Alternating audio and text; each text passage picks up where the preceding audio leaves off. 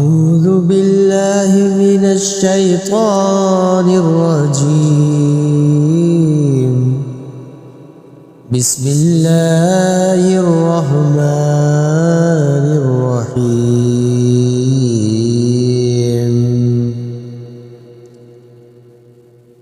ألم تر كيف فعل ربك بأصحاب الفيل؟ ألم يجعل كيدهم في تضليل وأرسل عليهم طيرا أبابيل ترميهم بحجارة من سجيل